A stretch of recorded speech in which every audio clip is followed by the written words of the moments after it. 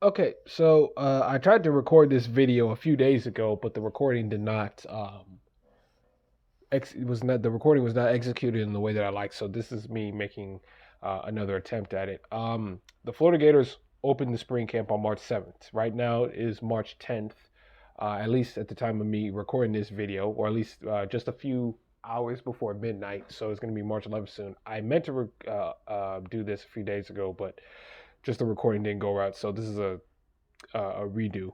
The Florida Gators opened their spring camp March 7th, which was last Thursday. And like every other program, there are positions on the field open for battle. While I believe the talent on the team is better than last season, which is expected considering you're heading into year three, I do believe there are some questions of on this roster wise that still remain. And this post is to dive deep on the biggest question marks on the roster. Now, we're going to start in the wide receiver room. Now, I don't think it's about the wide receiver room in terms of its collective talent. I think it's a very talented, I think it's a semi deep roster that has a lot of good players. Florida has done a pretty good job of stacking talent over the last couple of recruiting cycles and added a nice receiver in Shamir DK. But I think there's a position a competition to see who's going to be that third receiver to get that starting lineup. You have Khalil Jackson, who I think is the number one guy for this position to compete for that spot, considering the fact that he was a starter for Florida last year and actually flashed on numerous occasions when Florida needed him in the Utah game and the South Carolina game and a couple of others. But as time went on, his role kind of died down a little bit. So you can best believe he wants to get back into the fray, and not just him. But you have also you have the freshman speedsters and T.J. Abrams and Jure Tank Hawkins, who bring the element of blazing speed and athleticism and big play abilities.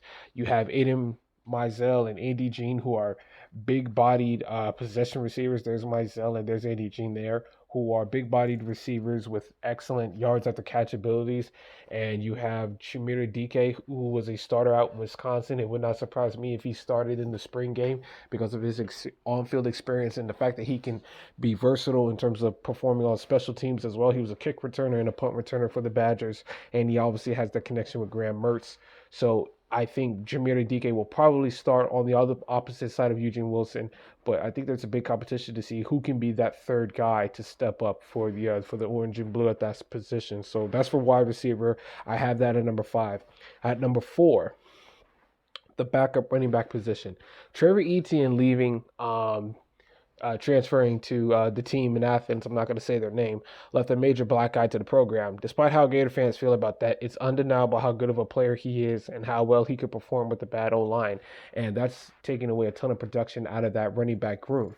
Now, the good news is I think Florida has a pretty good collection of players at that position, including returning senior Montrell Johnson Jr., who decided to come back to Florida to end things on a better note.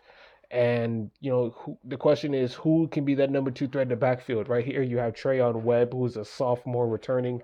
Is a sophomore.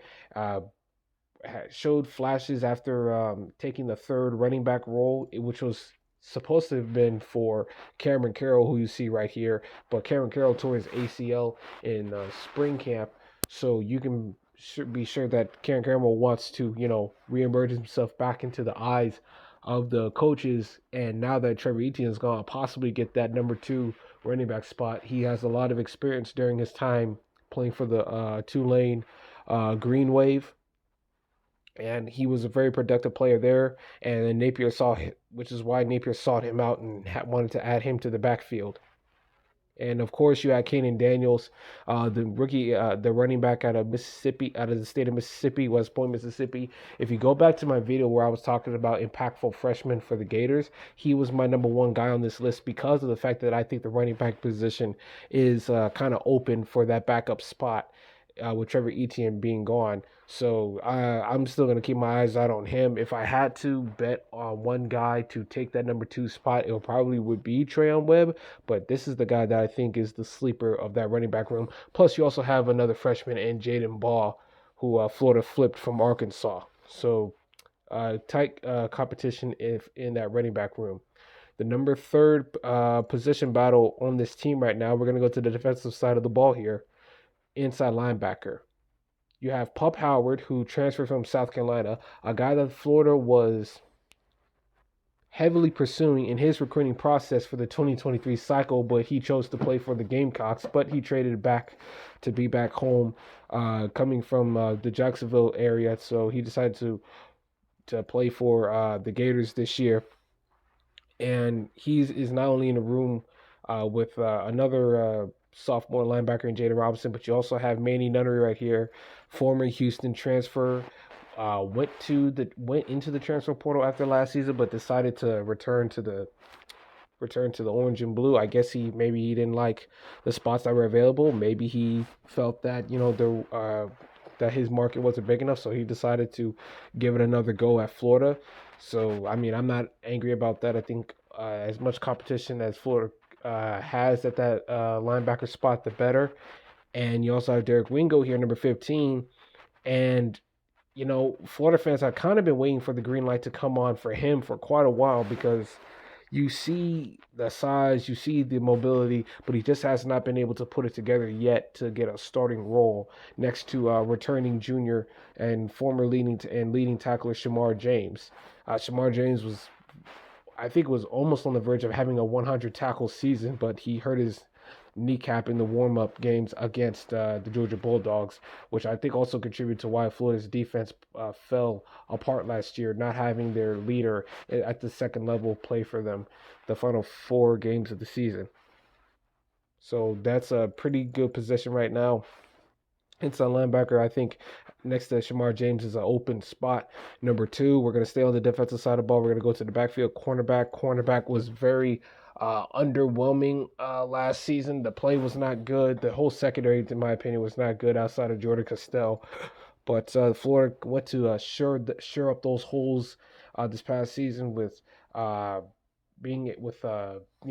getting Asa Turner from Washington. Through the transfer portal, you have Trequazy Bridges from Oregon in the transfer portal.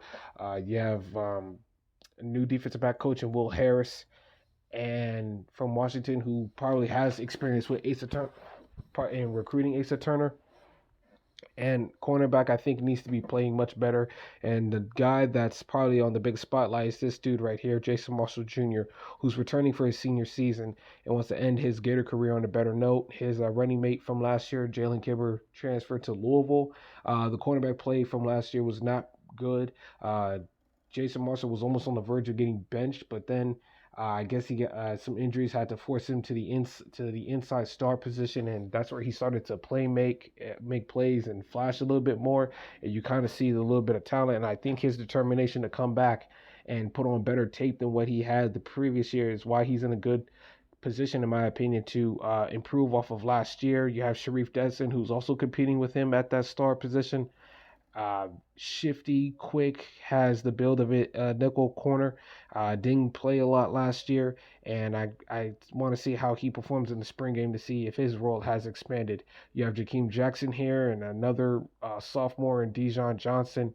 And not only do you have these two guys competing for the cornerback spot, but you also have Jameer Grimsley, who and Teddy Foster, 2 freshmen, entering the program. Jameer Grimsley originally was scheduled to enroll at Alabama, but after Nick Saban's retirement, the NCAA allowed Alabama players to choose to transfer somewhere else, and he chose to transfer to the Swamp. So, cornerback, in my opinion, is just as open of a position as any other position on this football team outside of the number 1 position battle on this video, and that is the offensive line. You have Noel Porter-Joggin, the Germany recruit, international recruit, Damian George, who played a lot of right tackle last year, but is now getting kicked at right guard this year. Has a lot of on-field experience. You have Kanaje Harris, a guy who coaches were very high on last year. Maybe he could be competing for that left guard spot. You have Roderick Kearney right here, probably in competition with Jake Slaughter for that starting center role. They no longer have a Kingsley Eguakon at that position, so you can believe his role is going to expand a little bit more, and coaches are going to want to take a bigger look at him. So those are the positions on this Florida team: offensive line, cornerback, inside linebacker, running back, and receiver. I think those are the biggest position battles on this team right now, and we're gonna see how things pan out in the spring game and how the players have progressed over these last couple of years under Billy Napier and his staff. So thank you for watching the video.